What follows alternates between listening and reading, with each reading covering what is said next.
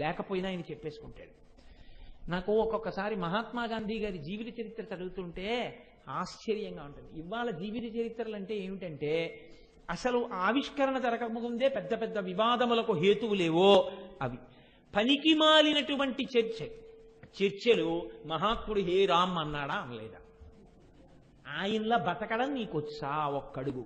నువ్వెవడిగా ఆయన అన్నాడో లేదో ఇన్నాళ్ల తర్వాత సర్టిఫికెట్ ఇవ్వడానికి? అంటే పాపం మూట కట్టుకోవడం అంటే అదే. ఆయన సమాధి మీద కూడా హే రామ్ అని రాసేసిన తర్వాత ఇప్పుడు నువ్వు ఎందుకు అది చెప్పి నువ్వు లోకాన్ని ఏం ఉద్ధరిద్దాం అనుకుంటున్నావు? నీ మాటలు నమ్మేవాడు ఎవడైనా ఉన్నాడా? ఎందుకు ఆ మాటలు వాడెవడో కారు కూత కూశాడు, నువ్వెందుకు దాన్ని పేపర్లలో రాయడం? పిల్లల్ని పాడు చేయడానికి తప్ప చదువుకునే వాళ్ళని. చూడండి, గాంధీ గారు తన స్వీయ చరిత్రలో ఒక విషయం నాకు స్ఫురణలోకి వస్తోంది. ఆయన ఒకనొకనాడు తన స్నేహితుడితో కలిసి ఒక వేశ్యలు ఉండేటటువంటి వాడకి వెళ్ళారు. అక్కడ చాలా అందచందములు కలిగినటువంటి ఒక వేశ్యతో సంభాషణలో పడ్డారు. ఆ సంభాషణ ముదిరి ఆయన తన యొక్క స్వస్థితి నుంచి జారిపోయే స్థితికి వచ్చేసింది. పక్కన ఉన్న స్నేహితుడు చూశాడు, అతను అక్కడ తప్పు చేయడానికే వచ్చాడు అతను. కానీ ఆయనకి గాంధీ గారు తప్పు చేయడం ఇష్టం లేదు. ఎందుకంటే గాంధీ గారు అమ్మకి ప్రమాణం చేసి ఆఫ్రికా వచ్చారన్న విషయం ఆయనకి తెలుసు. అతను నిలదీశాడు, నీ మాటలు చూస్తుంటే ఏ క్షణంలోనైనా నువ్వు జారిపోవడానికి సిద్ధంగా ఉన్నావు. జారిపోయిన ఉత్తర క్షణంలో గాంధీ ఒకటి గుర్తుపెట్టుకో, ఇక నీ జీవితంలో నువ్వు ఈ శరీరం ఉండగా అమ్మకి ఇచ్చిన మాట నిలబెట్టానన్న మాట మాత్రం నువ్వు అనలేవు. అలా జీవితాంతం అనిపించుకోవాలంటే ఒక్క క్షణం ఇక్కడ ఉండకు, లేచెళ్ళిపోన్నాడు. గాంధీ గారిని వీప్ మీద ఎవరో కొరడాతో కొట్టినట్టు అనిపించి లేచి బస్సు ఎక్కి వెళ్ళిపోయారు. అలా నేను వెళ్ళిపోయాను కాబట్టి తప్పు చెయ్యలేదని రాసుకున్నాను. ఇది గాంధీ గారు రాసుకోక్కర్లేదు, ఎవ్వరికీ తెలియదు. ఆయన మహాత్ముడు కాబట్టి రాసుకున్నారు. పెద్దలు తమ జీవితంలో వచ్చినటువంటి వైక్లభ్యములను, తొట్టుపాటులను ఏమి అరమరిక లేకుండా స్వాగతించి చెప్పుకుంటారు. అవి నిజమైన జీవిత చరిత్రలు. అవి ఇంట్లో ఉండాలి, తాను చదవాలి, పిల్లలతో చదివించాలి. ఒక భోజనం చేస్తున్నప్పుడో పలహారం చేస్తున్నప్పుడో వాటి గురించి చర్చించాలి. చూడరా జీవితాలు అని.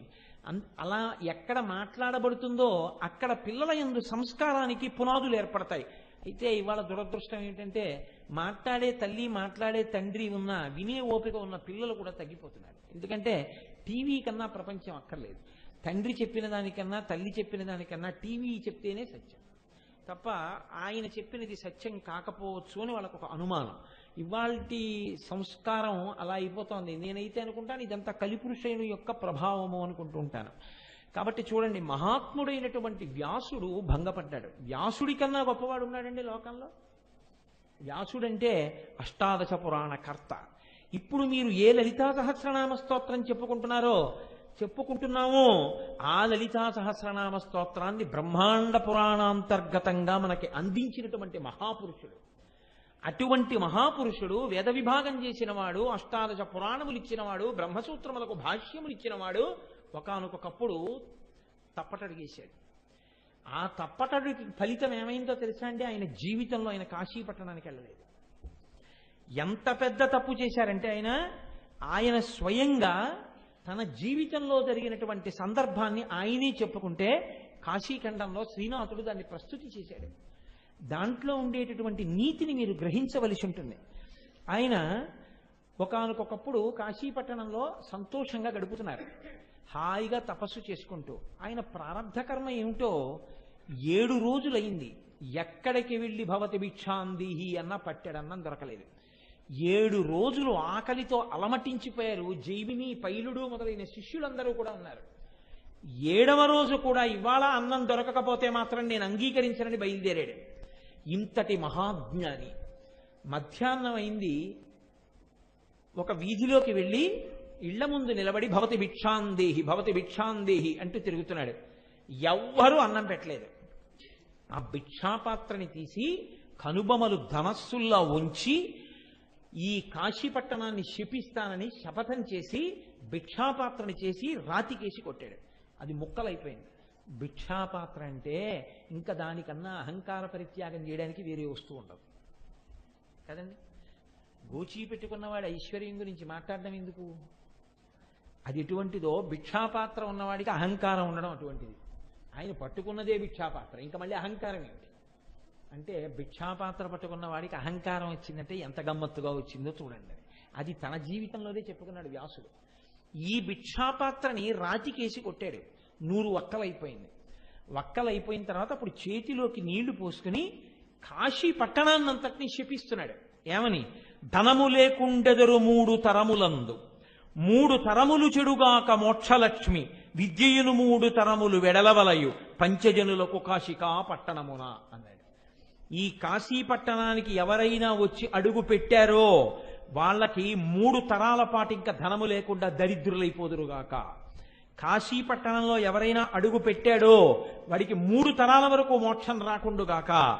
ఇక్కడ ఎవరైనా అడుగు పెట్టాడో 3 తరాలు నిరక్షర కుక్షులైపోదురుగాక, అక్షరము రాకుండా వాళ్ళ వంశం అయిపోవుగాక 3 తరములు.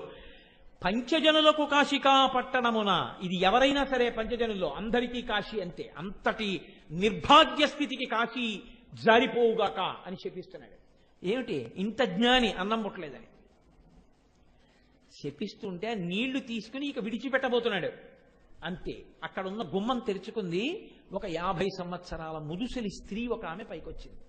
కాలి మంజీరములు గల్లు గల్లుమంటూ చేతి గాజులు చప్పుడు చేస్తూ ఇంత బొట్టుకని పైకొచ్చి ఆగు ఆగు ఆగు అని ఆవిడంది.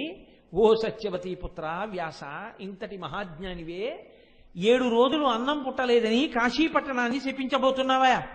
నీకు తెలియదా? ఇక్కడ మధ్యాహ్నం అయ్యేటప్పటికి సమస్త భూతకోటికి అన్నం పెడుతుంది అన్నపూర్ణమ్మ. విశాలాక్షి బిడ్డలు ఎక్కడ అన్నం తినలేదు అని చూసి చూసి అన్నం పెడుతుంది. అందుకే ఇప్పటికీ కాశీలో అన్ని అన్నదాన సత్రవులు అమ్మవారే పెడుతుందట. కాశీ పట్టణంలో మధ్యాహ్నం తిన్న అన్నం విశాలాక్షి పెట్టిన అన్నమే. అందుకే అన్నపూర్ణాష్టకంలో శ్లోకం చెప్పకుండా కాశీలో అన్నం అసలు తినకూడదు. న్యాయానికైతే ఇంట్లో అయినా అంతే. ఒక్కసారి ఆ అన్నపూర్ణాష్టకంలో ఒక్క శ్లోకమైనా చదువుకుని మనం అప్పుడు జ్ఞానవైరాగ్య సిద్ధ్యర్థం భిక్షాం దేహీ చ పార్వతీ, మాతా చ పార్వతీదేవి, పితాదేవో మహేశ్వర, బాంధవ శివభక్తాశ్చ స్వదేశో భువనత్రయం అని శంకర భగవత్పాదులు అంటారు. చక్కగా చదువుకుని మనం అప్పుడు అన్నం తినవలసి ఉంటుంది. అటువంటి కాశికా పట్టణంలో మధ్యాహ్నం అన్నం ఎవరు పెడతారో నీకు తెలియదా వ్యాస? ఇక్కడ ఉన్న సమస్త పిపీలికాది పర్యంతమనకు మధ్యాహ్నం వేళలో అన్నం పెట్టేది నేనే, ఏ రూపంలో పెట్టినా. శ్రీ విశాలాక్షి బంగారు తెడ్డునందు అమృతపాయ సమసగున భ్యాగతులకు కాశికాపురి మధ్యాహ్న కాలమనగా వినియ నెరుగవి ఆతిథ్య వేళలందు. మధ్యాహ్నం అయ్యేటప్పటికే అన్నపూర్ణం ఇక్కడ అన్నం పెడుతుంది. నీకు తెలియదా వ్యాసాయి విషయం? నీకు 7 రోజుల నుంచి అన్నం దొరకట్లేదంటే, నేను పెట్టట్లేదు అంటే ఎందుకు పెట్టకుండా ఉండి ఉంటాను? ఈశ్వరాజ్ఞ. ఈశ్వరుడు ఎందుకు నీకు అన్నం దొరకకుండా చేశాడు? మహానుభావుడు, మహాజ్ఞాని వ్యాసుడు. 7 రోజులు అన్నం దొరకపోయినా ఈ కాశీలో ప్రాణం పోతే చాలంటాడు తప్ప అన్నం కోసం వెంపర్లాడడు అనుకున్నాడు విశ్వేశ్వరుడు. నీ ద్వారా లోకానికి ఆ గొప్పతనాన్ని చూపించాలనుకున్నాడు. నువ్వేం చేశావు? భిక్ష లేదని ఇంత కోపింతురయ్యా, కాశికాపట్టణమున కానినేయ్య, నీ మనశ్శుద్ధి తెలియంగా నీలకంఠుడింత చేసెనుగాక, ఇదేమి భ్రాంతి? నీలకంఠుడు మహానుభావుడు శంకరుడు నిన్ను పరీక్ష చేయడం కోసమని అన్నం దొరకకుండా చేశాడు తప్ప ఇక్కడ మధ్యాహ్నం అయ్యేటప్పటికి అన్నం పెట్టడానికి నేను లేనయ్యా. అటువంటిది కాశికా పట్టణాన్నే శపించేద్దాం అనుకుంటున్నావా? పరమశివుడు ఎంత కోపిస్తాడో తెలుసుకున్నావా?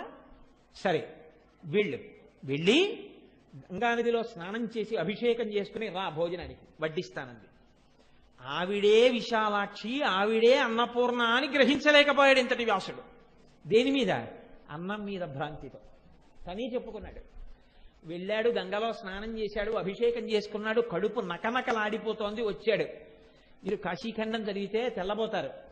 ఒక్క తాలింపు వాసన లేదు, ఒక పోపు వాసన లేదు, ఓ కూరగాయలు తరిగిన సందర్భం లేదు, ఎక్కడ ముచికలు కనపట్టం లేదు, వేడి లేదు, పొగ లేదు, వండుతున్న పాత్రలు లేవు, చప్పుళ్ళు లేవు.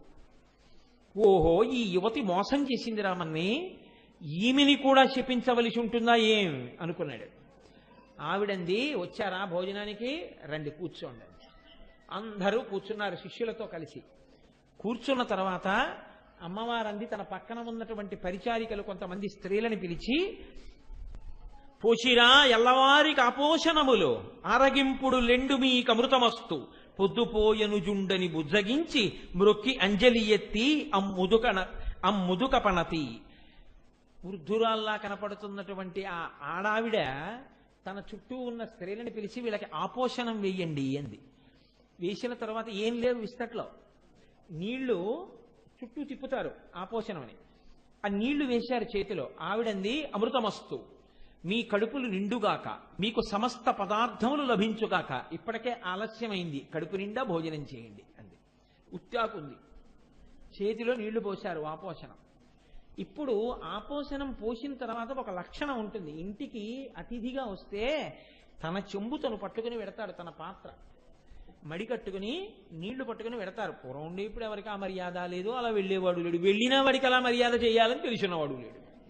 ఒకవేళ ఆ ఇల్లు అటువంటిది అనుకుని మీరు వెళ్ళారనుకోండి, అక్కడ ఏం ఉండదు, అలా ఏం మర్యాదలు ఉండవు. అటువంటి అంటే వాళ్ళకి తెలియదని మీరు తెలుసుకోవాలి. అప్పుడు ఇప్పుడు వెళ్ళి ఆయన కూర్చున్న తర్వాత చెయ్యిలా పెడితే ఆపోషణ అంటే ఓ మాట వేస్తారు, నీళ్లు తాగి విస్తరి చుట్టూ తిప్పిన తర్వాత ఆ ఇంటి యజమాని 5 మాటలు చెప్తాడు.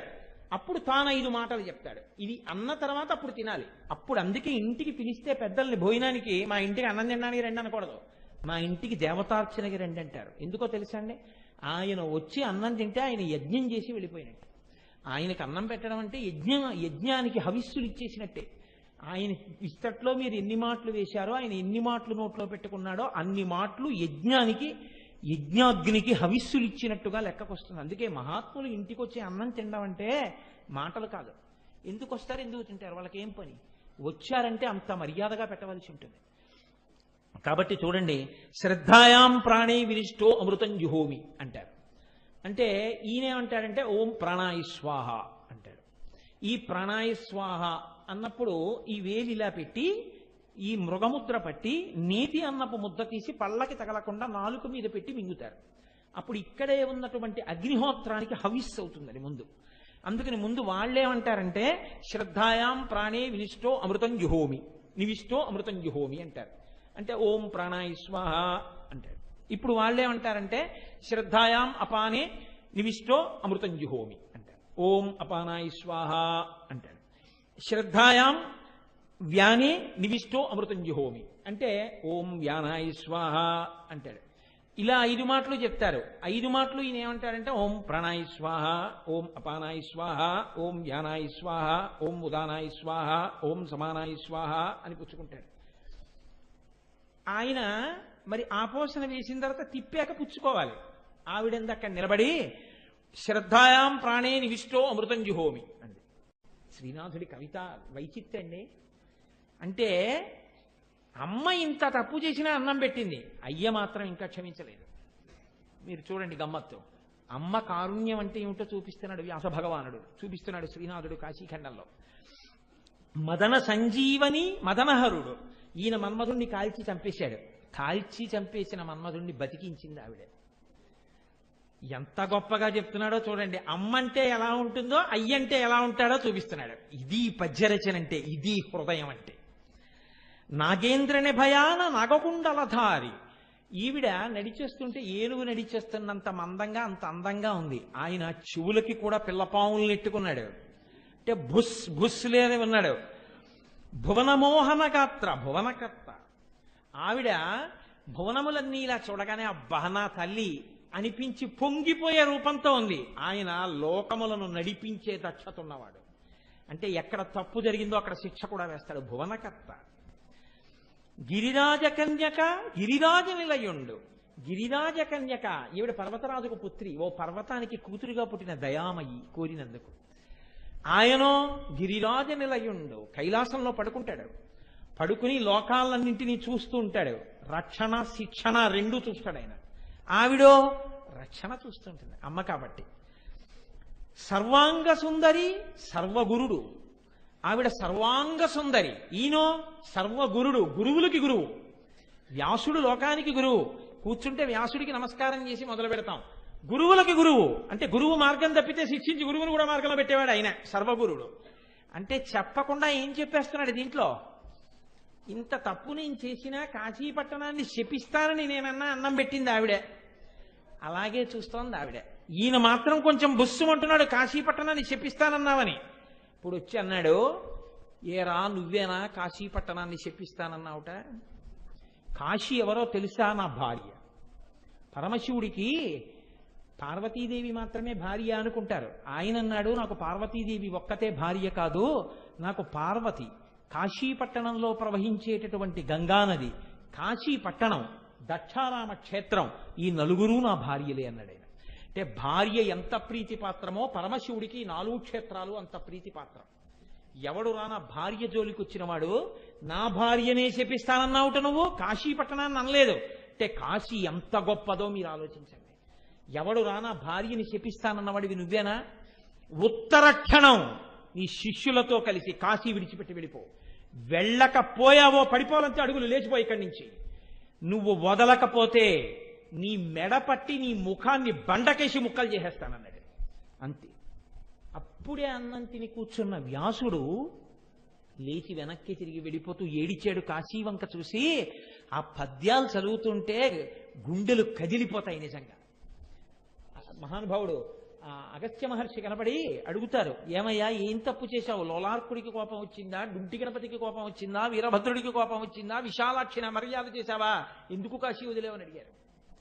కాబట్టి ఇప్పుడు ఏడుస్తూ వెళ్ళిపోతున్నాడు వెనక్కి తిరిగి. శివుడు అలాగే చూస్తున్నాడు. జీవితంలో శివానుగ్రహం పోయింది. శాపాలలో పరమ భయంకరమైన శాపం ఏమిటో తెలుసా అండి? శాపాలలో కల్లా గొప్ప శాపం ఇది అంటే నీకు శివభక్తి లేకుండుగాక. ఇది మొదటి శాపం. రెండో పెద్ద శాపం ఏమిటో తెలుసా అండి? నీ ఇంట జిల్లేడు మొక్క పుట్టుగాక. ఈ రెండింటికి నేను వ్యాఖ్యానం చేయను, అవి పరమ భయంకర శాపాలని మీరు తెలుసుకుంటే చాలు. అందుకే ఇంట జిల్లేడు మొక్క పుట్టకూడదు. ఇంటి లోపల బయట మనిషి జీవితంలో శివభక్తిని పోగొట్టుకుని ఉండకూడదు. అందుకే చేతులారంగ శివుని పూజింపడేని, నూరు నవ్వంగ హరికీర్తి నుడువడేని, దయ్యు సత్యంబు లోనుగా తలపడేని, కలుగనీటికి తల్లుల కడుపు చేటు అంటారు మహానుభావుడు పోతన గారు. కాబట్టి చూడండి, ఇప్పుడు ఏడుస్తూ వెనక్కి తిరిగి వెళ్ళిపోతున్నాడు. జీవితంలో పోయింది శివానుగ్రహం. ఇప్పుడు ఎలా తన బతుకు? ఎంత వ్యాసుడైతే, ఎంత పురాణకర్త అయితే, ఎంత వేద విభాగం చేసిన వాడైతే ఏది శివానుగ్రహం? ఏడుస్తూ వెనక్కి తిరిగి వెళ్ళిపోతున్నాడు. పరమశివుడు పక్కనే ఉన్నా అమ్మవారు పెద్ద అరుపరిచిందిట. వ్యాసుణ్ణి చూసంది, ఏమయ్యా బెంగ పెట్టుకుని వెళ్ళిపోతున్నావా? నువ్వు అలా బెంగ పెట్టుకుని వెళ్ళక్కర్లేదు. వెరవకుమో కుమార 10,000 విధంబులనైన నిన్ను నే మరువ. ఎలా అంటోందో చూడండి. వెరవకుమో కుమార, ఓ కొడుకా ఏం బెంగ పెట్టుకోకు అంటే ఇప్పుడు ఆవిడెవరు? అమ్మ. అమ్మకి బాధ ఎప్పుడో తెలుసా అండి? పిల్లాడు ఏడుస్తుంటేనే, అయ్యో వాడు ఏడుస్తున్నాడండి అంటుంది. ఎంత తప్పు చేశాడని శివుడు ఇలా నిలబడ్డా ఆవిడ మాత్రం పక్కన శివుడు ఉన్నాడని కూడా భయపడలేదు. వెర్రవకుమో కుమార, పిల్లాడా ఏడవకు, ఏం బెంగపెట్టుకోకు. 10,000 విధంబులనైన నిన్ను నే మరువ. 10,000 రకాలవని అంటే ఏమిటి? శివుడికి కాషనాడరు. నువ్వు ఎన్ని తప్పులు చేసినా నీ ప్రేమ ఏమిటో నాకు తెలుసు, నిన్ను నేను మర్చిపోను రే. ఏమండి చూడండి, వాడు ఎంత ఏడుస్తున్నాడో మీరు వెళ్ళిపోమన్నారని. వాడికి ప్రేమ లేకపోతే ఎందుకు ఏడుస్తాడు? ఏదో పాపం వచ్చింది, అన్నం దొరకలేదని చెప్పించపోయాడు, దానికి కాశీ వదిలి వెళ్ళిపోమన్నారు మీరు. ఎంత ఏడుస్తూ వెళ్ళిపోతున్నాడో చూడండి అని. 10,000 విధంబులనైన నిన్నునే మరువ మారేడ కుంజనుట మాని. శివుడు వెళ్ళిపోమన్నాడు కదా అని ఎక్కడికన్నా వెడతాననుకుంటావేమో, ఇంకెక్కడికి వెళ్ళకో అందావిడ. శివుడు లేని చోటు ఎక్కడుంది వెళ్ళడానికి? కాబట్టి బాగా జ్ఞప్తికి తెచ్చుకో. ఎక్కడికో వెళ్ళిపోతాను, నేను ఎక్కడ బతుకుతాను? శివుడిలోని చోటుకు వెళ్ళిపోతాను, శివుడు లేని చోటు వెతుక్కుంటాను. ఈ మాటలు నోట్లోంచి రానివ్వకో. అంటే శివభక్తిని వదలకు. ఇది అగ్ని పరీక్షగా పెట్టుకో. శివుడి పాదాలే పట్టుకో గట్టిగాను. సుఖంబున దక్షమాటి కిందొరగలిగొన్న సమ్మదముతో గమనింపము. ఇక్కడి నుంచి దక్షారామం వెళ్ళిపో, నీకేం పర్వాలేదు. ఇక్కడ ఇలా నించున్నాడే త్రిశూలం పట్టుకుని, ఈయన బహుప్రసన్నమూర్తి దక్షారామంలో. ఈయన రహస్యాలు ఆవిడ చెప్పేసింది పక్కన నించుని. నీకేం భయం లేదు, దక్షారామం వెళ్ళి పూజ చేయి. ఈ శివుడే ప్రసన్నుడై మళ్ళీ నీకు దర్శనమిచ్చి నిన్ను గుండెల మీద పెట్టుకుంటాడు. నీకేం భయం లేదు. కాబట్టి గమనింపుము భీమనాయకుండరగొరలేని వేల్పు నిఖిలాభ్యుదయంబులు నీకు నయ్యడం. ఆ దక్షారామ భీమేశ్వరుడున్నాడే, ఆయన అరగొరలేని వేల్పు. ఆయనకు అసలు కోపం అన్నది లేదు. ఎంత ప్రసన్నమూర్తో, ఎంత సంతోషంగా ఉంటాడో ఈయనే అక్కడ అలా ఉంటాడు. ఇక్కడ కాశీపట్టణంలో జ్ఞాన వైరాగ్యములతో ఉండవలసిన వాడివి భోగం కోసం ఏడుస్తున్నావా అని కోపడ్డాడు. అక్కడ భోగం ఇచ్చేవాడిగా ఉంటాడు ఈయనే. కాబట్టి అక్కడికి వెళ్ళి నమస్కారం చేయి, మళ్ళీ గభాల్లో తొడ మీద కూర్చోబెట్టుకుంటాడు అని. నిన్ను నే మరువ, నిన్ను నేను మరిచిపోను, నీకు శివానుగ్రహం కలిగేటట్టు నేను చూస్తాను. దగ్గ పెట్టుకోక పిల్లాడా, వెళ్ళిపో దక్షారామం అంది. వచ్చేసాడు దక్షారామ వ్యాసుడు. వచ్చి దక్షారామ భీమనాథుడి దగ్గర కూర్చుని, అందుకే ఇప్పటికీ పక్కన స్తంభం మీద వ్యాస భగవానుడు ఉంటాడు, స్తోత్రం చేశాడు. అందులోంచి ప్రత్యక్షమయ్యాడు పరమేశ్వరుడు. పొంగిపోయి తల మీద 2 చేతులు పెట్టుకుని నర్తన చేసేశాడు. చేసి పరవశించిపోయి పద్యాలు చెప్పాడు, స్తోత్రం చేశాడు, పూజ చేశాడు భీమనాథుణ్ణి. ఇంతకీ నేను మీకు ఈ విషయం ఎందుకు విజ్ఞాపన చేశాను? జ్ఞాపకం పెట్టుకోండి. అమ్మ ఏం చేసింది? రక్షణయే. ఎవరికి? శివుడిచ్చి ఎవరి మీద కోపగించాడో వాడికి కూడా రక్షణ ఎవరిచ్చారంత ధైర్యంగా? అమ్మే. ఆ రక్షణ ఇచ్చి అన్నం పెట్టి పిల్లాడికి వెరవపమో కుమార అని ఇలా చెప్పిన చెయ్యుందే, ఆ చేతులు నువ్వు ఎంత తప్పు చేసి దూరం పోదామనుకున్నా అలా చూసి ఆవిడ కోసం ఒక్క కన్నీటి బిందువు రాల్చగలిగితే, మా అమ్మ అని నువ్వు అనగలిగితే, చెయ్యి పట్టి లాగి శివుడి దగ్గర కూర్చోపెట్టగలిగిన చేతులున్న చేతులు, ఆ చేతులని నువ్వు తెలుసుకోవడం, ఆ స్తోత్రం చెయ్యడం అంగదం. గద అంటే భగవంతుడి కీర్తించడం. అలా నువ్వు కీర్తించడమే ఆవిడికి అంగదములు. అవి తప్ప ఆవిడ అంగదాలు పెట్టుకుందని నువ్వు చెప్తే అవి అంగదములు కావు. నువ్వు నోరారా అలా కీర్తించిన నాడు, అమ్మ చేతుల వైభవాన్ని నువ్వు తెలుసుకున్న నాడు అమ్మ చేతులకి అంగదములు చేకూరుతాయి. అప్పుడు నీకది విద్యాభూషణం అవుతుంది. ఈ భూషణం చేత నువ్వు ఇప్పటి వరకు కప్పగా ఉన్నవాడివి తుమ్మిదవై పద్మం మీద వాళ్తావు, వాలి ఆ తేనె తాగుతావు. ఆ భుజముల యొక్క అనుగ్రహాన్ని, ఆ చేతుల యొక్క అనుగ్రహాన్ని పొందుతావు. పొంది జీవితంలో ఉన్నత పదం వైపుకి నడుస్తావు. భగవంతుడి వైపుకి నీ కాళ్ళు, నీ అడుగులు నడవడం మొదలు పెడతాయి. ఈ విషయాన్ని మనకి చెప్పడం కోసమని మహానుభావుడు కనకాంగద కేయూర కమనీయ భుజాన్విత అంటారు వ్యాస భగవానుడు, అంటారు వసిన్యాది దేవతలు. ఇక్కడ నేను ఎలాగో ఇంత దూరం వచ్చాను కాబట్టి మీకు ఒక విషయాన్ని మనవి చేసే ప్రయత్నం చేస్తాను. ఒకానొకప్పుడు ఒక చిత్రమైనటువంటి విషయం జరిగింది. కావ్యకంఠ గణపతి ముని అని మీ అందరూ విన్నటువంటి మహాపురుషుడే, మహానుభావుడు కావ్యకంఠ గణపతి ముని అంటే. ఆయన ఒకానొకప్పుడు ఒక దీక్ష తీసుకున్నారు. అరుణాచలం కొండ మీద భగవాన్ రమణుల దగ్గరికి వెళ్ళి, నేను 20 రోజుల్లో ఉమా సహస్రం చెప్తాను, 20 రోజులు దీక్షతో ఉండి సహస్రం చెప్తానన్నారు. రమణులు అన్నారు, తప్పకుండా అలాగే చెప్పన్నారు. నేను ఉమా సహస్ర రచన చెయ్యడానికి వీలైనటువంటి గుహ ఎక్కడుందని అడిగాడు.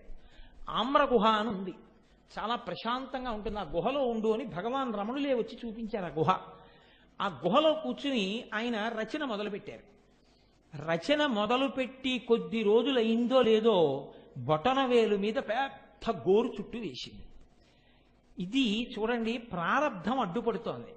అమ్మవారి అనుగ్రహానికి, అమ్మవారి గురించి రచన చేద్దామన్నా లోపల ఎంత మేధాశక్తి ఉన్నా ఘంటం కదలదు. ఎందుకని? పట్టుకోవడానికి అది గోరు చుట్టూ, పైగా కనీ విని ఎరగనంత పెద్ద గోరు చుట్టూ చీవు బొబ్బ పట్టి ఉంది.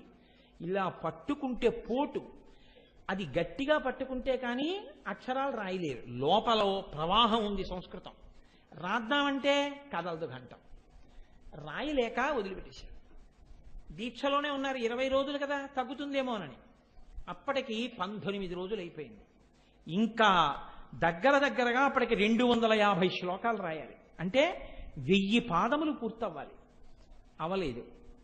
ఆయన శిష్యులందరూ వచ్చి అన్నారు, మీ దీక్ష పాడైపోయినట్టే, అంటే ఉమా సహస్రం అవదా, ఈ 20 రోజుల్లో చేస్తానన్న మీ దీక్ష పూర్తవలేదు, కాబట్టి మీరు అనుకున్నది నెరవేరట్లేదు, అంటే ఆ తల్లి అనుగ్రహము కలగలేదా అనుకున్నారు. కావ్యకంఠ గణపతి ముని ఘంటం పక్కన పెట్టి, నన్ను ఏ ప్రారబ్ధం వెంబడించి బొటనవేలు మీద నాకు గోరు చుట్టుగా నిలబడిందో, ఈ గోరు చుట్టుని కూడా తీసి నా చేత మిగిలిన 250 శ్లోకముల రచన ఆ తల్లియే పూర్తి చేయాలి.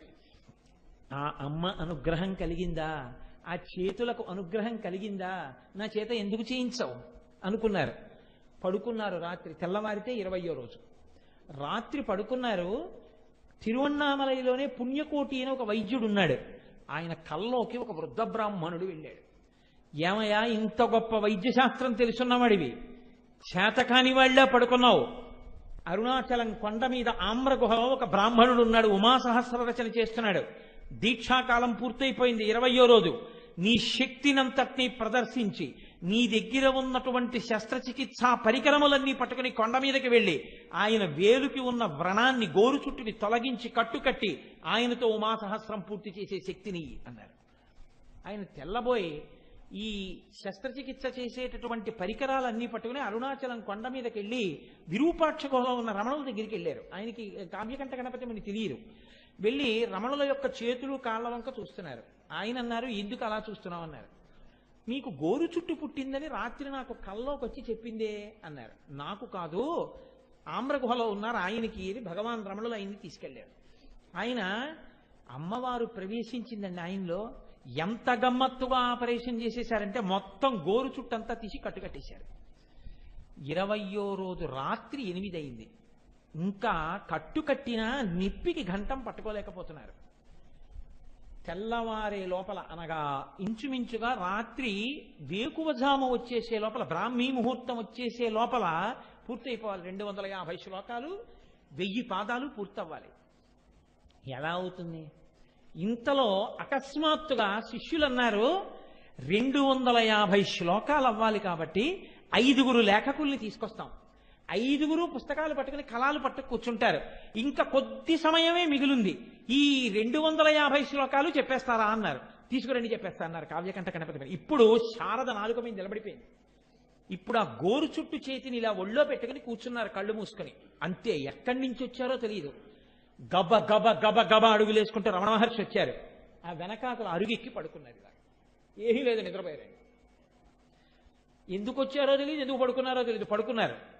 ఈయన చెయ్యిలా పెట్టుకుని 5గురు లేఖకుల వంక చూస్తూ 5 వృత్తాలతో శ్లోకాలు చెప్పారు. ఈయనకో పాదం, ఈయనకో పాదం, ఈయనకో పాదం, ఈయనకో పాదం, ఈయనకో పాదం. మళ్ళీ మొదలుకొచ్చి ఈయనకో పాదం, ఈయనకో పాదం, ఈయనకో పాదం, ఈయనకో పాదం, ఈయనకో పాదం. 5గురు లేఖకులకి 2 గంటల్లో 250 శ్లోకాలు 1000 పాదాలతో పూర్తి చేశారు. వాళ్ళు చెయ్యెత్తకుండా రాసేశారు 250 శ్లోకాలు. బ్రాహ్మీ ముహూర్తం అవుతోందంటే దిగ్గున లేచారు రమణ మహర్షి. నీ చెప్పినవన్నీ రాసుకున్నావా అన్నారు. ఆయనే ఆత్మయై శారదయై కావ్యకంఠ గణపతి మునిని ఆవహించి చెప్పించి పూర్తి చేయించేసింది అమ్మవారు. 1000 నామాలతో 1000 శ్లోకాలతో ఉమాసహస్రం పరమ ప్రఖ్యాతమైపోయింది.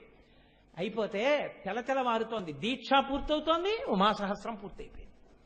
అప్పుడే మహానుభావుడు పొంగిపోతూ ఇది రమణులు తాతో చెప్పించారు అని ఆఖరి శ్లోకంతో పూర్తి చేశారు. ఆయన పూర్తి చేస్తూ ఆయన ఒక మాట అంటారు ఉమాసహస్రంలో, ఈ శ్లోకాలు విన్నంత మాత్రం చేత జగదంబ చేతుల యొక్క అనుగ్రహం మనకి కలుగుతుందండి. ఆ చేతుల యొక్క రక్షణ, ఆ చల్లతనం మనకి ప్రసరిస్తుంది. ఆయన అంటారు, గణపతియే స్తనఘటయో పదకమలే సప్తలోక భక్తేభ్య అధరపుటే త్రిపురజితే దదాసి పీయూషమంబత్వం. అమ్మా, ఒక తామర పువ్వులో మకరందము పువ్వులో మాత్రమే ఉంటుంది. ఒక అమృత భాండమునందు ఒక పాత్రలో మాత్రమే అమృతం ఉంటుంది. కానీ జగదంబ నీ యందు 3 చోట్ల అమృతం ఉంది. ఈ 3 చోట్ల అమృతం 3 కోసం ఉంది. నీ స్తనములలో అమృతం ఉంది, అది గణపతి కోసం పెట్టావు. ఎందుకన్నారు ఈ మాట? అమ్మవారి యొక్క ఆ స్తనములలోంచి స్రవించిన జ్ఞానక్షీరం ఆయనకు అందబట్టే 250 శ్లోకాలు పైకొచ్చాయి. గణపతి కోసం ఉందండంలో రహస్యం, అమ్మ కొడుకు గణపతి, తాను కొడుకు. కాబట్టి అమ్మ గణపతి కోసం స్తనాల్లో అమృతం పెట్టుకున్నావు, పరమశివుడి కోసమని అధరంలో అమృతాన్ని పెట్టుకున్నావు, పరమభక్తులైన వారి కోసం నీ పాదాల్లో అమృతాన్ని పెట్టుకున్నావు. అమ్మ 3 చోట్ల అమృతాన్ని పెట్టుకుని 3 తరింపచేస్తున్నావమ్మా. అంతెత్తిలా తల కూడా ఎత్తలేమని పాదములలోనే అమృతాన్ని పెట్టుకున్నావా తల్లి? ఆ పాదములను ఇలా నువ్వే చూపిస్తున్నావా? అమృతం దొరికే చోటు ఇదే అని ఇలా చూపిస్తున్నావా? ఈ చెయ్యి చూపించగట్టి కదమ్మా నీ పాదాల మీద పడి అమృతత్వాన్ని పొందుతున్నామని స్తోత్రం చేశారు ఉమాసహస్రంలో. ఆ చేతులు ఎంత గొప్పవో మీరు అవలోకించండి. అందుకే శంకర భగవత్పాదులు అంటారు, మృణాళీ మృద్వీనాం తవ భుజలతానాం చతసృణాం చతుర్భిః సౌందర్యం సరసిజ భవస్తౌతి వదనైః నకేభ్యః సంత్రస్యన్ ప్రథమమధనాదంధకరిపో చతుర్నాం శీర్షాణాం సమమభయ హస్తార్భణధియా అంటారు. ఎంత చతురతతో వేశారో ఆ శ్లోకాన్ని. మృణాళీ మృద్వీనాం తవ భుజ లతానాం చతసృణాం. మృణాళీ అంటే తామర తూడు. అమ్మా నువ్వు ఇలా కదా ఉంటావు, ఇలా కదా చెయ్యి చూపిస్తుంటావు. చూపిస్తున్నప్పుడు నీ ఈ చెయ్యి తామర తూడులో ఉంటుంది. ఈ చెయ్యి ఇక్కడ చెయ్యో పాణియో తామర పువ్వులో ఉంటుంది. అమ్మవారి చేతులు తామర పూలే, పాదాలు తామర పూలే, కళ్ళు తామర పూలే, మొహము తామర పువ్వే, అన్ని తామర పూలే. ఎందుకో తెలుసా అండి? మనం భృంగమై వాటి మీద నిలబడాలని, మనం తుమ్మెదలమై అక్కడ వాలి ఆ మకరంద పానం చెయ్యాలని అన్ని పద్మాలతో పోలుస్తారు. షట్పదీ స్తోత్రంలో శంకర భగవత్పాదులు చెప్తారు ఈ రహస్యాన్ని. అందుకని అమ్మ నీ చేతులు తామర పూలు, ఇవి తామర తూళ్ళు. మృణాళీ మృద్వీనాం, ఇలా తామర తూడుల్లా ఉన్నటువంటి నీ యొక్క చేతులకి పాణి తామర పువ్వులా ఉంది. ఉంటే గమ్మత్తేం జరిగింది? చతుర్భి సౌందర్యం సరసిజ భవస్తౌతివదనై. ఇప్పుడు ఎక్కడ పుట్టిన వాళ్ళకి ఆ జాతితో సంబంధం ఉంటుంది కదండి. మనుష్యులకి మనుష్యులంటే ప్రేమ.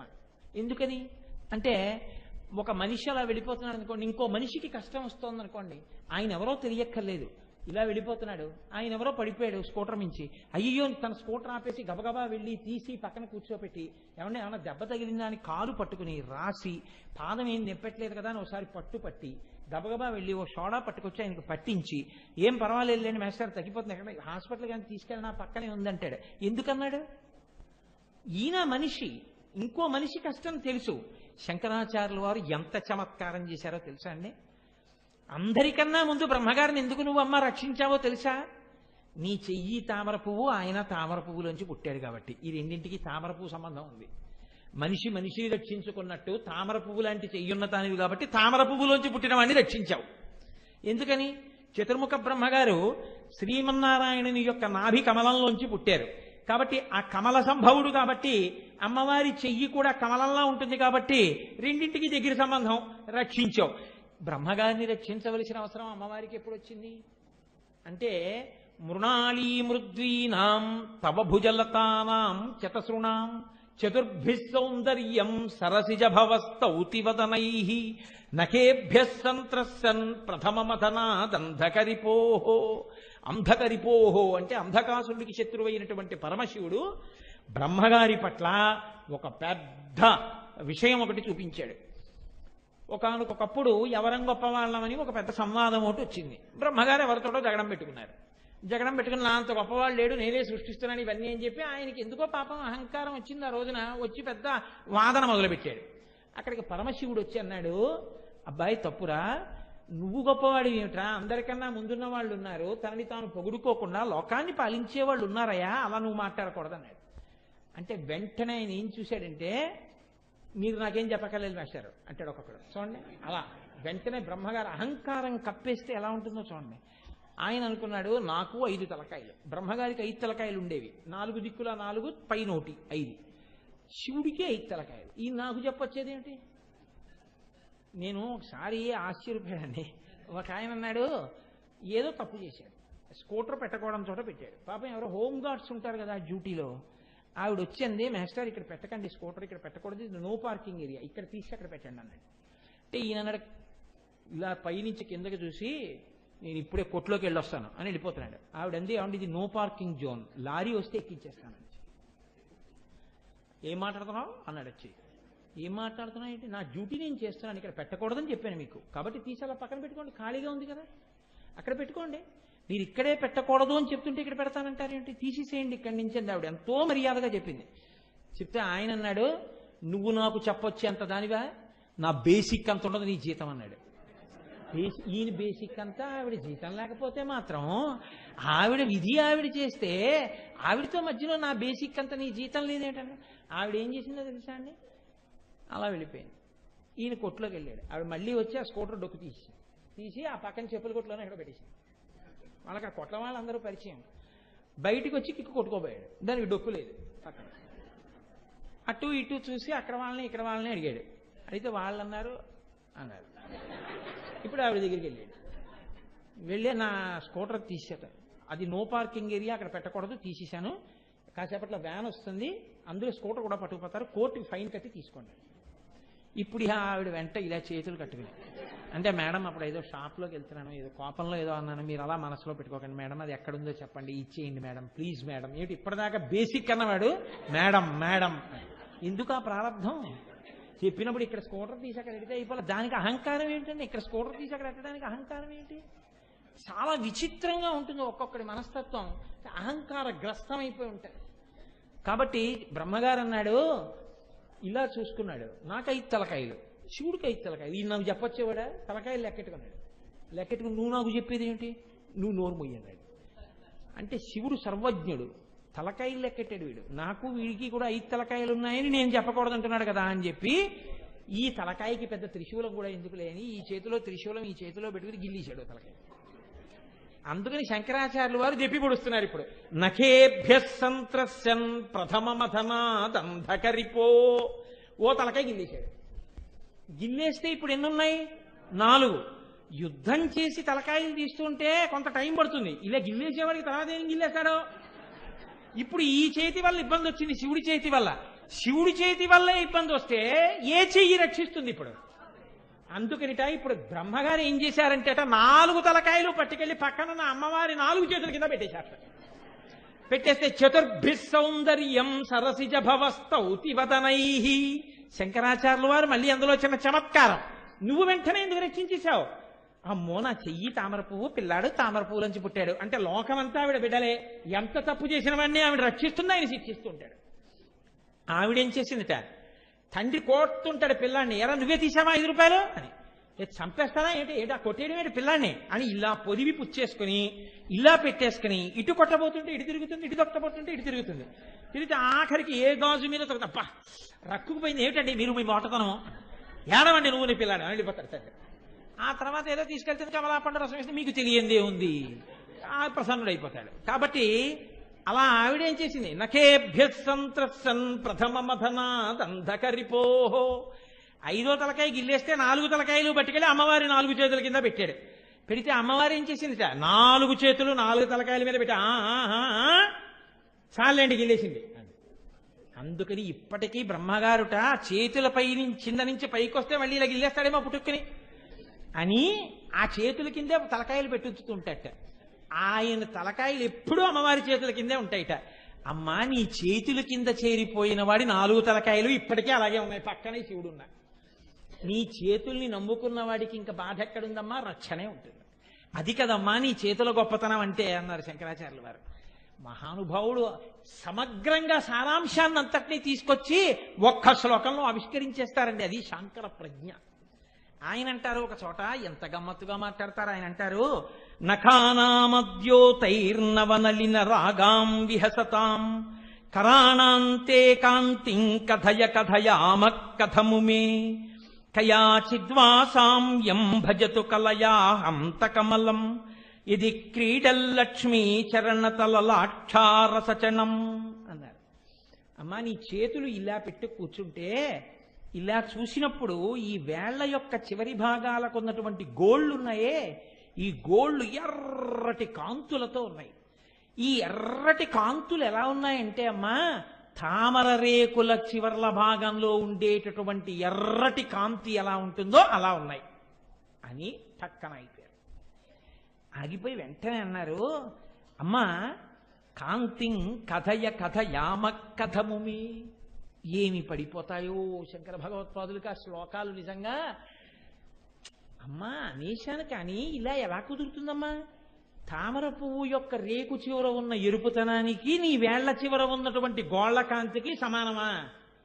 ఇలా ఎలా అన్నానమ్మా? అలా ఎలా సరిపోతుంది? ఆ కాంతి సరిపోదే నాయన, ఇది కొంచెం తిప్పుదురు బాబు, ఒంట్లోంచి చెమటంతా వచ్చేస్తోంది నాకు లోపల కదా వేడికి. అందుకని ఆయన అంటున్నారు, ఈ గోళ్లలోంచి వచ్చేటటువంటి ఎర్రటి కాంతులు తామర రేకుల యొక్క చివర్లో ఉండేటటువంటి కాంతులకు సరిపోతాయన్న మాట నేను ఎలా చెప్తాను అంటే, అమ్మా నాకు అర్థమైంది, నేను చెప్తే కదా అది అబద్ధమో నిజం, నీ చెప్తే కదా నాలోంచి పలికానంటే నేనా పలుకుతున్నది, నువ్వే పలికిస్తున్నావు. నువ్వే పలికిస్తున్నావు అంటే నువ్వు చెప్పింది నిజం చేసుకోవడం నీ వంతి. అంటే ఇప్పుడు ఈయన తామర రేకుల చివరి భాగం ఎంత ఎర్రగా ఉంటుందో అమ్మవారి గోళ్ళంత ఎర్రటి కాంతులతో ఉంటాయన్న మాట ఎవరు నిజం చెయ్యాలట? అమ్మవారు నిజం చెయ్యాలట. అమ్మవారు ఎలా నిజం చెయ్యాలి? వెంటనే అమ్మవారు శంకరాచార్యుల వారికి స్ఫురణనిచ్చింది. వెంటనే శంకరులు దాన్ని ఎలా పూర్తి చేశారంటే, అమ్మా తామర పువ్వుకి తనంత తానుగా ఆ రేకుల చివరి భాగంలో ఉండేటటువంటి ఎరుపు ఎప్పటికీ నీ గోళ్ల ఎరుపుతనంతో సరిపోదు. కానీ ఒక్క కారణానికి మాత్రం సరిపోతుంది. ఎలా సరిపోతుందో తెలుసా? లక్ష్మీదేవి ఎక్కడుంటుంది? పద్మంలో ఉంటుంది. పద్మంలో కూర్చుంటుంది. పద్మంలో కూర్చున్న లక్ష్మీదేవి ఏం చేస్తుంది? ఆడవాళ్ళందరూ ఏం చేస్తారో అదే చేస్తుంది. ఏం చేస్తుంది? గొప్ప సువాసిని కనుక పెద్దింటి తల్లి కాబట్టి కాళ్ళకి పసుపు రాసుకుంటుంది. పసుపు రాసుకుని కాళ్ళకి ఇలా వేలుతో లత్తుక పెట్టుకుంటుంది. లత్తుక పెట్టుకున్న తర్వాత, లత్తుకంటే ఎర్రగా ఉంటుంది కదండి ఆ పదార్థం, ఆ పారాయణం ఏదో అంటారు, లత్తుక అంటుంటారు, ఎక్కువగా లత్తుక పెట్టుకుంది. పెట్టుకుని ఇప్పుడు చేతులకి ఆ వేళ్లకి లత్తుక అంటుకుంది. అది చెయ్యంతా పూసుకోరు, పసుపు చెయ్యంతా పూసుకుంటారు, లత్తుక వేళ్లకే అంటుకుంటుంది. ఆ వేలుతోటే పాదానికి ఇలా తిప్పుకుంటారు. ఇలా 2 వేళ్లతో ఇలా ఇలా ఇలా ఇలా ఇలా పూసుకుని చక్కగా ఇలా పైన ఇలా పెట్టుకుని ఒక వేలుతో ఇలా ఓ బొట్టులా పెట్టుకుంటారు కదా. అందుకని ఈ 3 వేళ్లకో ఈ వేళ్లకో లత్తుక అంటుకుంటుంది. లత్తుక అంటుకుంటుంది కాబట్టి ఇప్పుడు ఈ వేళ్లకే పసుపు కడిగేసుకోరు, అదొక సౌభాగ్య సూచన కాబట్టి అలా ఉంచుకుంటారు. లత్తుక పూసేసుకోరు ఒంటికి. కాబట్టి ఏం చేస్తారంటే ఇప్పుడు ఇది ఒళ్ళంతా అంటుకుంటుందేమో, చేతికి తడిగా ఉంటుంది కదా అని చేయి తుడుచుకునే బట్ట అని ఒకటి ఉంటుంది ఎప్పుడు వంటింట్లో. లేకపోతే ఆడవాళ్ళు పక్కన నాప్కిన్ లాంటిది ఏదో ఉంచుకుంటారు. దానికి ఏం చేసిందంటే ఆవిడ ఇలా తుడిచింది. ఆవిడ ఎక్కడ కూర్చుంది? తామర పువ్వులో కూర్చుంది. కాబట్టి ఇప్పుడు ఆ లత్తుక చేతులను ఎక్కడ తుడిచింది? ఆ తామర రేకుల యొక్క చివర బట్టకి తుడిచినట్టు తుడిచేసింది. తుడిచేస్తే లక్ష్మీదేవి కాళ్ళకి పారాణి పెట్టుకున్న చేత్తో తుడిచినటువంటి ఆ లత్తుగా అంటుకున్న తామర రేకుల యొక్క చివరి భాగానికి ఉన్న ఎరుపు కాంతులు బహుశా నీ గోళ్ల కాంతులలో 16వ వంతుకి ఏమైనా పోటీ చేయగలవేమో అని అనుకుంటున్నానమ్మా అన్నారు శంకరాచార్య. అమ్మవారి యొక్క చేతి చివర గోళ్ల కాంతులు అంత అందంగా ఉంటాయని సమర్థన చేశారు. చేసి చెరిగిపోని ముద్ర వేసేస్తారండి శంకర భగవత్పాదులు. ఆయన శ్లోకాలు ధ్యానం చేస్తుంటే మీకు కళ్ళల్లో కనపడుతుందనమాట, అలా వర్ణన చేస్తారు ఆయన.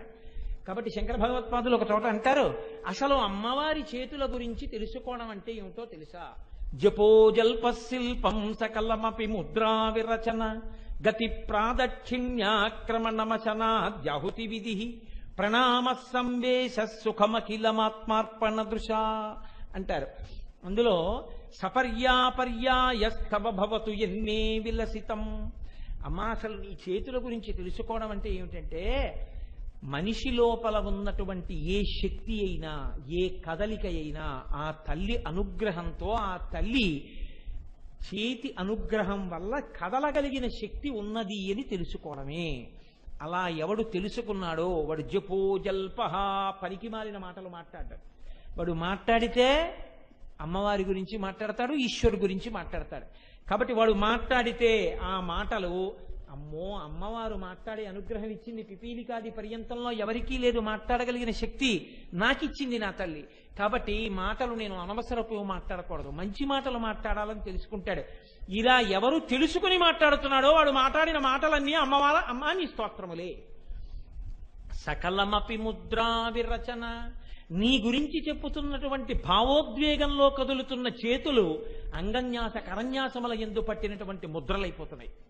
కాబట్టి సకలమపి ముద్రా విరచన గతి ప్రాదక్షిణ్య, ఎక్కడికైనా కదులుతున్నప్పుడు ఈ కాళ్ళకి కదపగలిగినటువంటి శక్తి నా తల్లి ఇచ్చింది, అందుకని నడుస్తున్న ఈ కాళ్ళు అని తెలుసుకోగలిగినటువంటి ప్రజ్ఞ ఉన్నవాడెవరో, ఆ ప్రజ్ఞ ఉన్నవాడు అమ్మవారి యొక్క అనుగ్రహాన్ని అనుసంధానం చేసుకుని నడుస్తున్నాడు. కాబట్టి వాడు నడిచిన నడకలన్నీ భగవంతుడికి చేసిన ప్రదక్షిణాలు అయిపోతున్నాయి.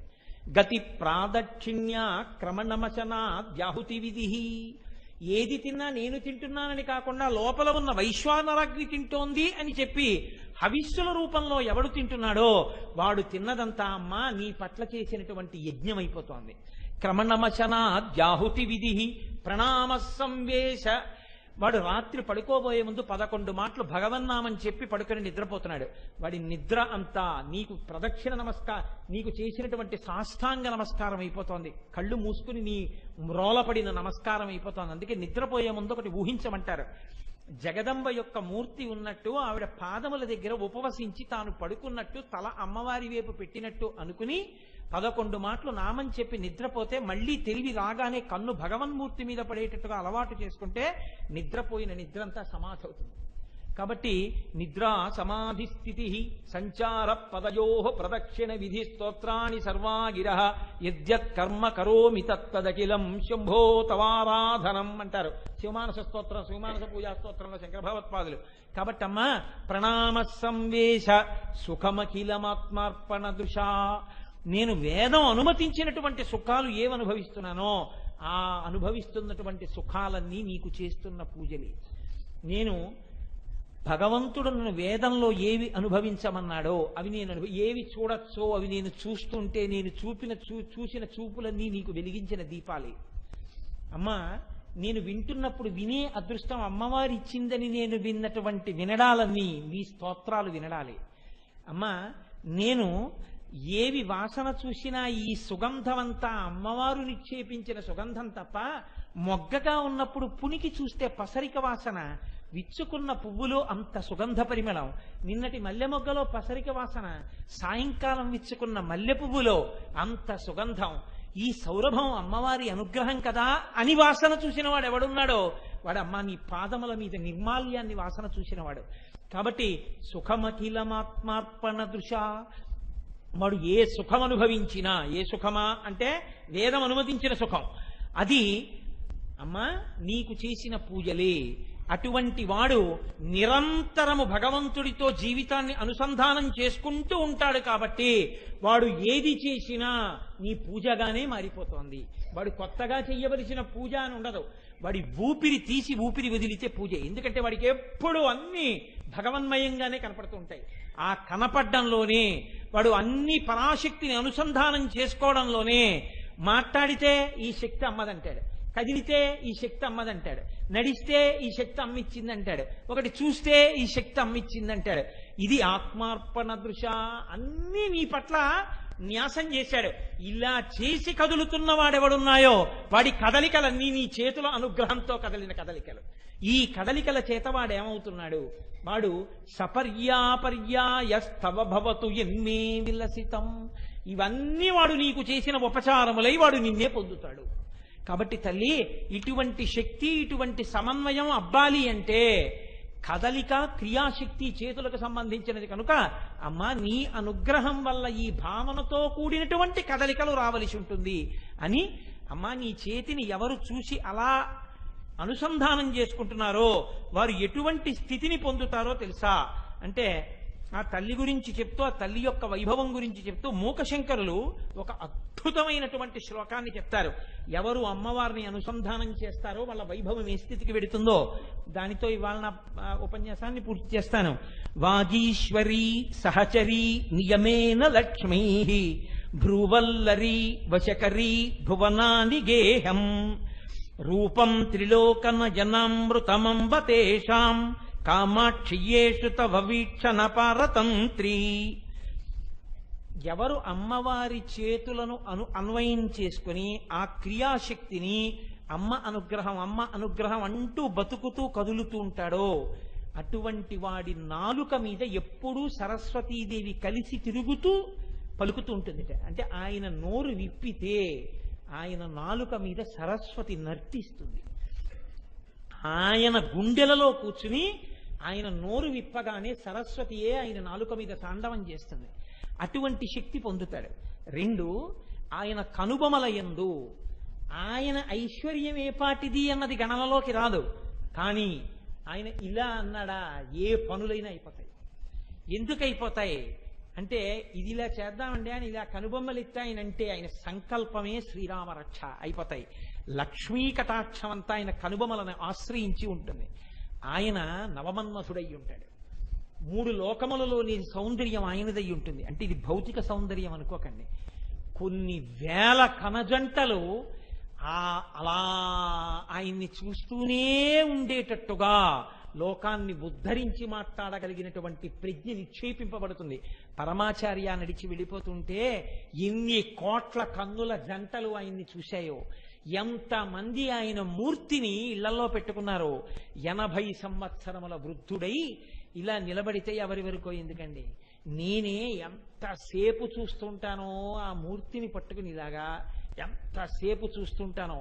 ఉరప్పంజరం కనపడుతూ ఇలా లోపలికి వెళ్ళిపోతే ఈ గుండె పైకి కనపడుతూ ఈ కన్ను ఒకటి బలహీనత చేత ఇలా కొంచెం రెప్ప వాలిపోతే ఒక్క కన్నే పైకెత్తి తొడల వరకు కాషాయాంబరం పైకి పెట్టుకుని అప్పుడే స్నానం చేసొచ్చి ధర్మం తప్పకుండా బ్రాహ్మీ ముహూర్తంలో స్నానం చేయడం వల్ల ఉనికిపోతున్న ఒంటితో ఆ సత్యదండానికి పైనున్నటువంటి వస్త్రం విప్పేసి తాడు కనపడుతూ నీట ముంచి పైకొచ్చిన సత్యదండాన్ని ఇలా పట్టుకుని నిలబడితే ఆంతరంగికులైన శిష్యులు వచ్చి పాదముల మీద వేసినటువంటి పువ్వుల మధ్యలో ఆ ఇంతంత గోళ్లతో ఆ బొటన వేళ్ళు ఆ వేళ్ళు చిక్కిపోయి పల్సగా తమలపాకుల్లా ఉన్నటువంటి ఆ పాదాలు ఇంత సన్నగా అయిపోయినటువంటి కాళ్ళు ముడతలు పడిపోయి ఇంతంత అయిపోయినటువంటి ఆ మోచిప్పలు ఆ ముఖం వంక చూస్తే అపారమైనటువంటి కాంతి ఆ బొట్టు ఆ పెట్టుకున్న విభూతి రేఖల చేత ఆచ్ఛాదింపబడినటువంటి ఆ పాలభాగం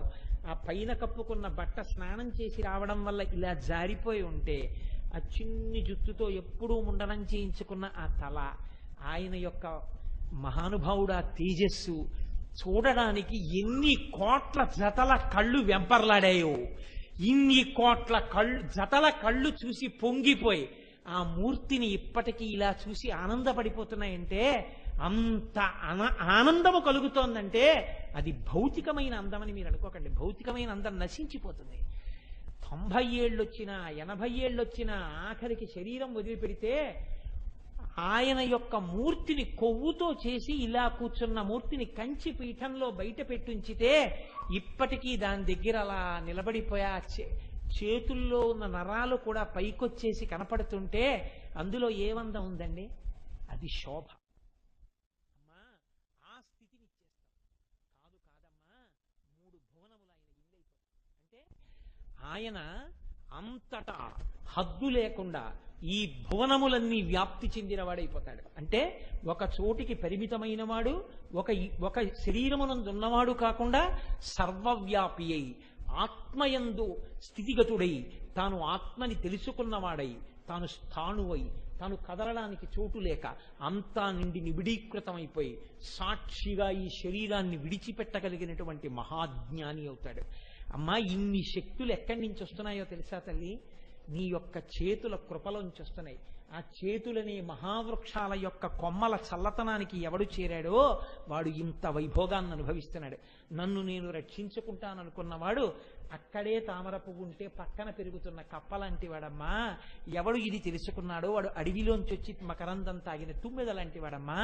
అందుకని నీ యొక్క ఆ భుజముల అనుగ్రహము, మేము చేసినటువంటి ఈ స్తోత్రం, మేము చెప్పుకున్న ఈ మాటలు, మేము విన్న ఈ మాటలు నీ భుజములకు పెట్టిన అంగదములు కేయూరములు. మా మాటలు మేము విన్నటువంటి సమయము నీ భుజముల పాలిట అంగదములై కేయూరములై మాకు చల్లతనాన్నిచ్చి మా మనస్సుకు ఉపశాంతినిచ్చి మమ్మల్ని సరి అయిన త్రోవలో నడిపించి నీ పాదముల యందు చెక్కు చెదరని భక్తి ప్రపత్తులను మాకు కృపచేయుగాక అని స్తోత్రం చెయ్యడం కనకాంగదకేయూరకమనీయ భుజాన్విత. ఆ నామం పైకి చిన్నదిలా కనపడుతుంది, కానీ దానికి ఎంత అన్వయం ఉంటుందో అది అర్థమైతే దాని గురించి వింటే ఎటువంటి స్థితిలోకి వెడతామో ఇవాళ మనం అమ్మవారి చేతులకి అంగదములు కేయూరములు పెట్టిన వాళ్ళ. ఆ తల్లి అనుగ్రహము మన యందు పరిపూర్ణమగుగాక అని ఆ తల్లి పాదములు పట్టి ప్రార్థన చేస్తూ రేపటి రోజున ఆ తరువాతి నామాన్ని ప్రవచనం చేయగలిగిన శక్తి ఆ తల్లి శారదానుగ్రహంగా నా నాలుక మీద నర్తించి నాకు కృపచేయుగాక. రత్నగ్రైవేయ చింతాకలోలముక్త ఫలాన్విత అని పిలుస్తున్నారు అమ్మవారిని. ఇవాళ వసిన్యాది దేవతలు అమ్మవారు మెడలో వేసుకున్నటువంటి హారముల గురించి మాట్లాడుతున్నారు. కంఠం గురించి మాట్లాడడం మొదలుపెట్టిన తరువాత మొట్టమొదట కామేశ్వర ప్రేమ కామేశబద్ధ మాంగల్య సూత్రశోభిత కంధర అన్న నామంతో మొదలుపెట్టి ఆ తరువాత అమ్మవారి కంఠం గురించి వక్షస్థలం గురించి మాట్లాడుతూ ఆ వక్షస్థలం మీద అలంకృతమైనటువంటి హారముల గురించి మాట్లాడుతున్నారు. రత్నగ్రైవేయ చింతాక లోలముక్త ఫలాన్విత. అమ్మా నీ యొక్క కంఠమునందు మాకు 3 రకములైన హారములు కనపడుతున్నాయి. ఒకటి రత్నములతో పొదగబడినటువంటి హారము ఒకటి, లేదా రత్నములు పొదిగినటువంటి బంగారు హారము ఒకటి. రత్నగ్రైవేయ చింతాక చింతామణులతో చేయబడినది అని కొంతమంది వ్యాఖ్యాతలు అన్నారు. కాదు కాదు, అది చింతాకు పతకము అని మనం తెలుగు వాళ్ళం అంటుంటామే, అలా చింతాకు ఎలా ఉంటుందో అలా అటువంటి ఆకుల రూపంలో ఒక హారం ఒకటి తయారు చేస్తారు. ఆ చింతాకులలో మణులు పొదుగుతారు. ఆ చింతాకులలో మణులు పొదగబడినటువంటి హారం ఒకటి, దాని కిందకు వచ్చేటట్టుగా అమ్మవారి మెడలో ముత్యాల హారం ఒకటి. కాబట్టి రత్నగ్రైవేయ చింతాక లోల ముక్త ఫలాన్విత. ముక్త అంటే ముత్యములు అని అర్థం. కాబట్టి లోలముక్త ఫలాన్విత అని ఈ 3 రకములైనటువంటి హారముల చేత అలంకృతమైనటువంటి కంఠసీమ కలిగినటువంటిది లేదా వక్షస్థలము కలిగినటువంటిది. అమ్మవారి యొక్క గుండెల మీద ఆ 3 హారములు ప్రకాశిస్తున్నాయి. అటువంటి ఆభరణములు దాల్చిన తల్లి. స్త్రీ ఆభరణముల చేత అలంకృతమై ఉండడం అసలు కన్యాదానం దగ్గర నుంచే సాలంకృత కన్యాదానం అని చేస్తారు. 2, ఆడపిల్ల ఇంట్లో ఎన్ని భూషణములు పెట్టుకుని ఎంత సంతోషంగా ఉంటే ఇల్లు అంత వృద్ధిలోకి వస్తుంది.